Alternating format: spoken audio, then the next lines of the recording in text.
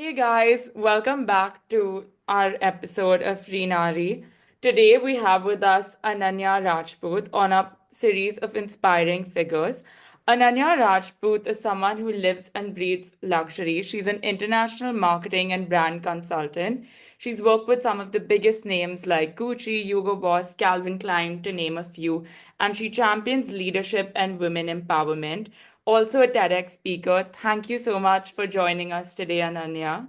We're very happy to have you. Before I get into the podcast, I want to introduce myself and my colleague, Ekaterina. Hi, I'm Suhani. I'm a third year fashion business student at Istituto Marangoni Milano and the co founder of Rinari. Hi, my name is Ekaterina. I'm a third year student of International Relations and Global Affairs in Università Cattolica in Milan.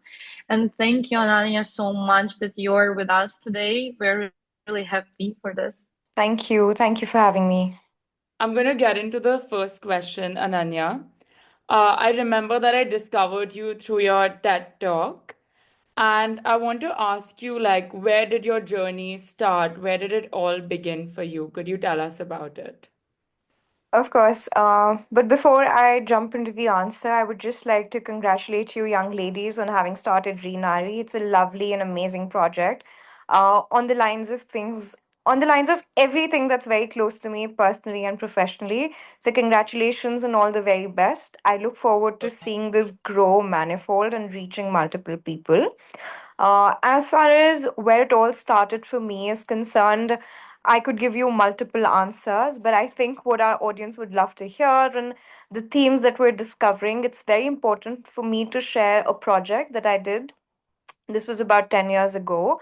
And for our audience, which is not based in India, I'm talking about geographically being in Delhi, which is the capital of India, where this project happened.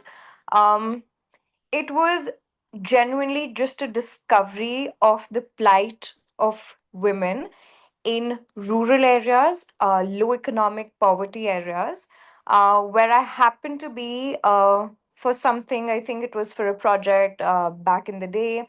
And I realized that some of the basic amenities were amiss.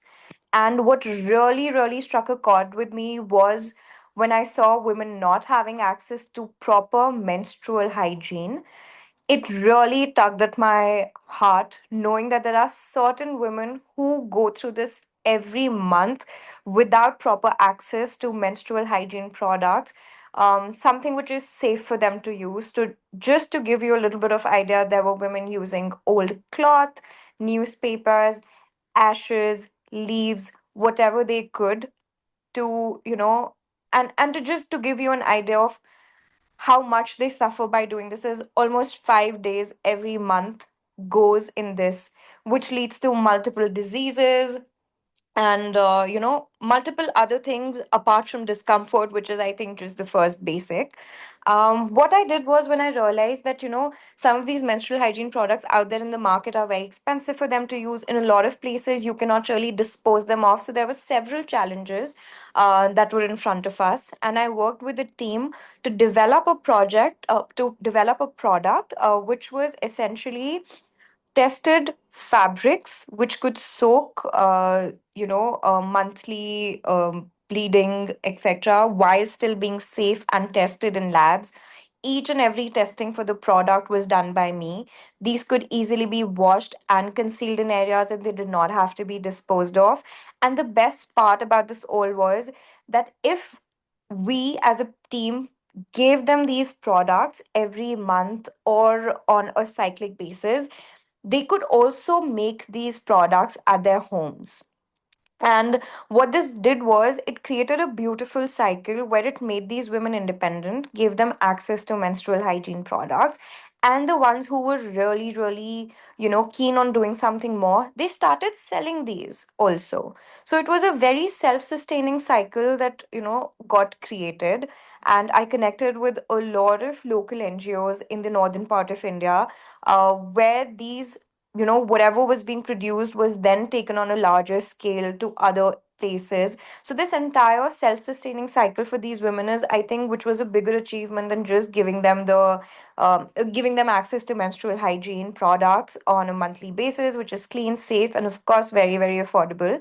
um, this project also later, I think, for 3 years after it was originally conceptualized in India, got recognized by UNESCO while I was in Paris.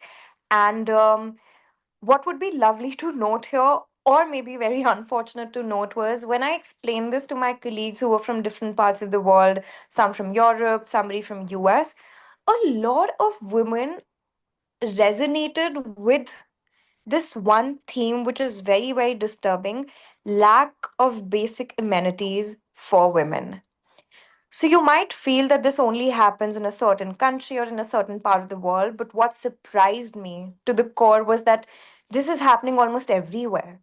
Mhm. And I think that's where it started, and it went on to becoming a bigger project, and it went on to becoming a bigger conversation, which now you and I are also having. Yeah. In relation to what you said, Yeah. was there any hesitation that, there was with the women? Like, were they first reluctant to use the product, or Hmm. were they not like Hmm. open to talk about it? Because I feel like that's also something that happens commonly with these women. That, yes, that is a very, very big challenge. And what people need to understand is you, as an outsider, cannot just penetrate communities and tell them that you're doing something amazing for them and they will agree to it. Which is Mhm. why partnering up with local communities, local NGOs, nonprofit organizations which work in those areas becomes very, very important. And which is exactly what I did as well.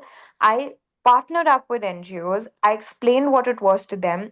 They got these women into their centers where they generally come for either technical training or soft skills training. That's what these, NGOs potentially do for these women in different areas. And once they were there for those trainings, we started slowly speaking to them about it.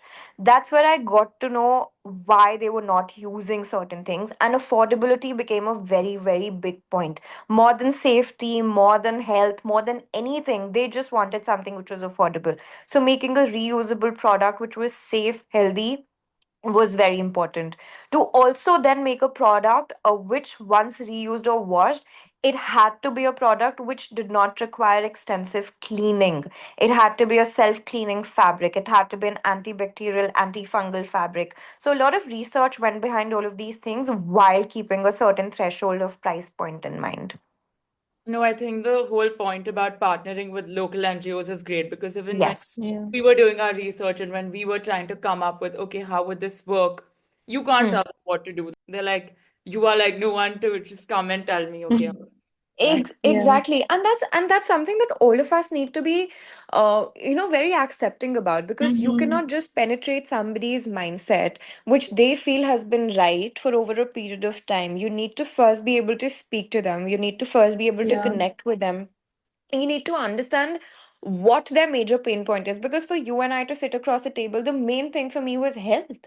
I was like, they're not doing something which is healthy. But eventually when I spoke to them, I realized affordability was a bigger concern for them than their own health. Yeah. So understanding what actually is their pain, or the pain of a certain segment that we're trying to help, is very more important. And we cannot be, barging activists saying, hey, listen, change your ways of living. You need Mhm. to understand what is their pain point, what is something that they want change, and then suggest things. Correct. And I would like to ask you the second question. How did your personal struggles shape your mission to empower women, and how did all this connect for you? Maybe you can share with us your techniques or your experience. Of course, that's a very profound question. And when you ask me that, there are multiple instances, multiple struggles, a lot of these things that I can, quote for you right now. But the only thing that I'd like to highlight over here is the practice of gratitude. Now, I'm Mhm. sure everybody's questioning how struggles are connected to that. But each of my struggle, guys, has made me realize how grateful I am. Maybe not for that particular thing, but the rest of the things that are amazing in my life. And by that, no by this, I do not mean that any of our struggles are lesser or more, and I'm not trying to diminish any of those things. All I'm trying to say is that from my personal experience, what's always helped me move forward has been the practice of gratitude, of being thankful, of thinking about the good times that went by, and getting and gaining my strength from that, because struggles are an inevitable part of life. You cannot Yeah, have a life which is absolutely rosy. That is not possible at all. But what keeps you going has to be the practice of gratitude, and that's what my struggles made me realize over time, that whenever I was grateful, whenever I concentrated on the better things in life, it was easier for me to deal with yeah, whatever it was that I was trying to deal with. And there's this one saying which is very close to my heart, which is, this too shall pass. Be it good, be it bad, everything hmm, eventually has to pass. And that's pretty much it. So, the technique, that one word, that one mantra, which I really, really believe in, has to be gratitude. Be thankful for what you've had, where you are, even your struggles, because that's going to make you stronger. yes, of course. It's all the experience from the life, and we learned our life by struggling sometimes. And also, I noticed once then I had some problems in my life. I thought like, oh my God, like this is too bad. And then again, something happened, and I thought like, ah, okay, the last time was even like more better than right now. Yeah, So like, yeah, that is so you're true. absolutely right. Ananya, I want to ask you, since you have a lot of experience in the luxury sector too, how do you think your learnings or takeaways from the luxury sector has impacted the work that you do and how you approach women empowerment? I would say the two have never been different for me. I have always been a big believer of making sure what I believe personally and what I strive for personally is something that reflects in my professional work as well. Because I cannot be two different people. I cannot be a different person at work, and I cannot be a different person when it comes to my values and beliefs. And I've tried for both of these things to overlap, if not 100%, then at least some part of it needs to overlap. And you will always, always find ways. And I think with this question, one of the most important projects or something that I did, I'd love to highlight, which sort of makes a beautiful Venn diagram between women empowerment and luxury, would be the interview that I hosted for Dior for Ada Hegerberg. Ada Hegerberg is a football and gender equality icon. We all know about her. And you need to realize this is the person that I'm hosting, I'm interviewing, I'm speaking with. And I come from a very different part of the world, which is India. I've come all the way to Paris to study about luxury, and eventually I've started working in that industry. These are two different people sitting on one table discussing essentially women leadership and empowerment, and what are the different kind of things women have to struggle with, and how we can make it better, so that all of our surroundings are shaping better future for women essentially. So this is where luxury women empowerment sort of came together, because this was all hosted by Maison Christian Dior, and we had to we had that opportunity to speak to multiple people across the globe because of our different reach and the kind of people that we are, and put across one message, which is that the world needs to be equal for everybody. And pretty much I always find these ways, and this has to be a testament to essentially what I do. No, that's great. I think the way Yeah. you put it across about the values and beliefs, I think that's so true.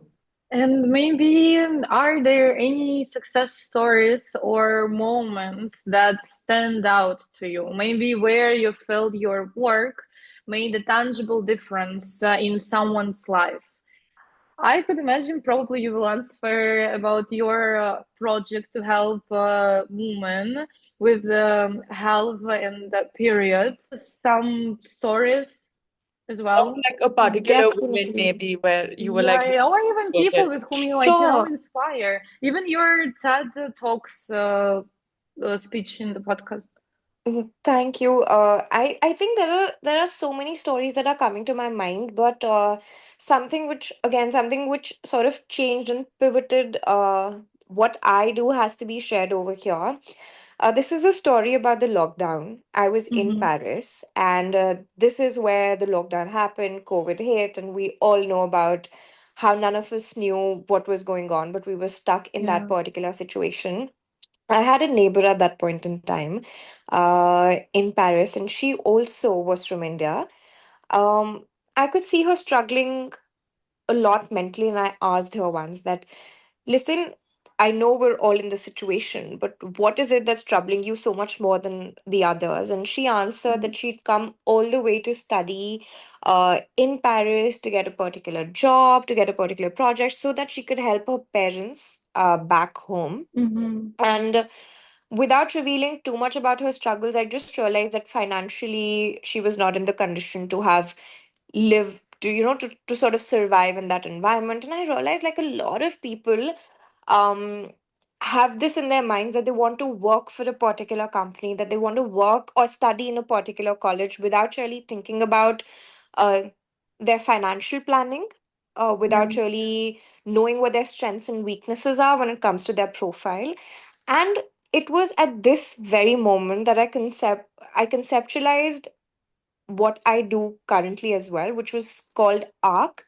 It is basically a consulting and coaching program, and majorly for women from developing nations, which now, of course, has taken shape and it's sort of grown bigger. And now I've worked with women from almost across all the continents at this point in time. But it started off with the thought of working for women from Bangladesh, from Pakistan, from India, from all of those countries who wanted to make a shift in their careers and educational programs by coming to either Europe or going to the States.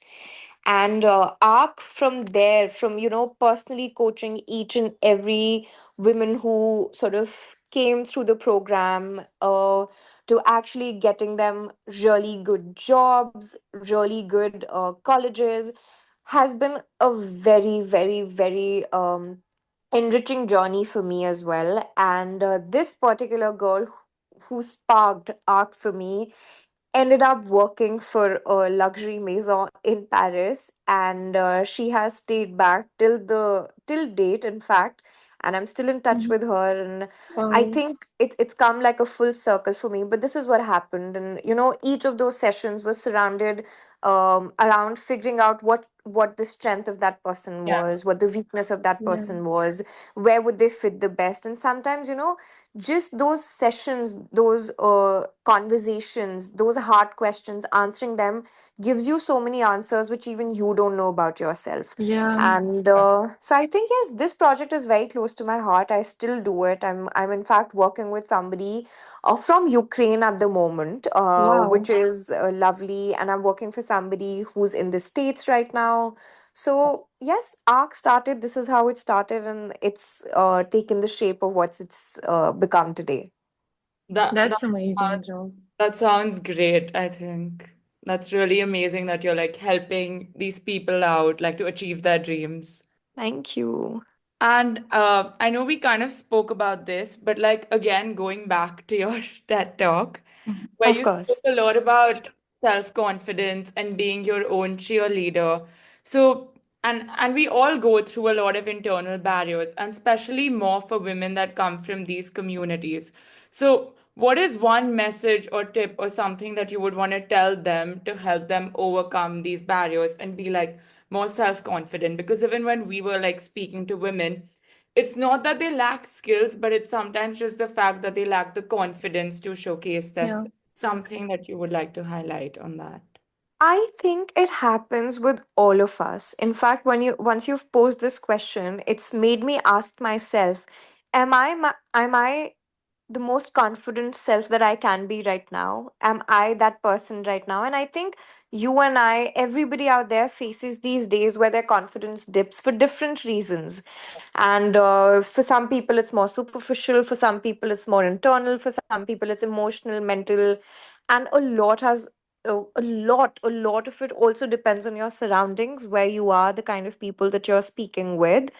But that one thing which always helps me circle back, even if I've had like a bad day when it comes to confidence, or anybody does is you need to look within yourself. So a lot of these times we blame our surroundings for a lot of things, which is actual. That's a thing that, would impact you the most, where you live, the kind of people you sit with, the kind of people who you speak with. That all plays a very big role, but not bigger than what you are within yourself. And it's very important. Self reflection, self dependence, which is again something I strongly speak about in my TEDx talk as well, is that rely on yourself more than anybody else. Speak very, Yeah. very well about yourself with yourself. Like when you're standing in front of the mirror, even if your mind goes that, hey, listen, today's a bad day, I can't achieve this, I don't look a certain way, I've not. It's very important while you're doing all of that monologue with yourself, you end it by saying, I can do whatever I want. So it's important to look within yourself, depend on yourself, let the world say that, you're always talking about yourself, you're a narcissist, let them use whatever words they're using, but you know that nobody's going to help you out the way that you can. So in any That's situation, the only person you need to depend on has to be yourself and nobody else. No, I think that's a great point. yeah. I I completely agree with that. Absolutely, because And I feel when you're in a certain, I don't know, maybe you can share a smaller, like a superficial problem that you're in right mhm, now, either of you, and we can exercise this out and we can actually, prove this that you are the only one who's always going to find a solution to it. yeah, So, for example, let's just talk about the woman who ignited this entire project of ARC. She was going through a certain thing. She had feelings. She won't be able to pay. She won't be able to continue her graduation. She won't be able to work. The only thing she had to do in that moment was, apart from of course believing in herself, ask the right people for help. That's again something that you have to do. Even if the help comes externally, you have to initiate it. The fact that she spoke to me, a person who had nothing, no idea about her situation, ended up helping her. But it was her who decided on speaking about it with somebody else by recognizing what problem she had, yeah, by making sure that it's heard by somebody who will help her either emotionally, mentally, in whatever manner. So, exercise this, figure out whatever you're going through, just write it down on a paper that what your problem is. If sometimes your mind is running in multiple directions, it always helps to write it down, make the problem statement, and then figure out the ways in which you can help yourself. And the basic step can be asking for help, but it's you who will have to ask for that help as well. Correct. yeah. And yeah, to conclude, maybe if there's one last message from you to our listeners, especially the women. I think I've spoken about everything that's been really, really close to my heart. I have expressed all the things, but I'll circle back on two things as a concluding statement from my side. One, always depend on yourself for whatever it is that you're going through. That's very important. Please do not think of yourself as somebody who's smaller than the rest of the world or helpless. Those situations do not help anybody. And I think as women, a lot of times we have the habit of thinking of ourselves as lesser, weaker, smaller, and that's something that needs to go away the first. And second would always be the practice of gratitude. It's taken me so much time to be able to do it, but now that I've achieved it, it's very, very important that I speak about it to as many people as I can, to explain to them the power it gives you, because it makes you feel so blessed. It makes you feel more powerful, more confident, all the things that we want to be in whenever we want to deal with life. So I think my concluding statements would just be this. And I really hope whoever is listening to this can practice these two things. And I am sure, I guarantee that it's going to change the way that you live your life. Thank Thank you you so so much. much. This podcast was genuinely so insightful and even felt like a therapy session for us. Like it Yeah, was exactly. genuinely so good. Thank you so much for your time. Thank you for being with us today. Thank you. Thank you, ladies. And I wish you all the very best.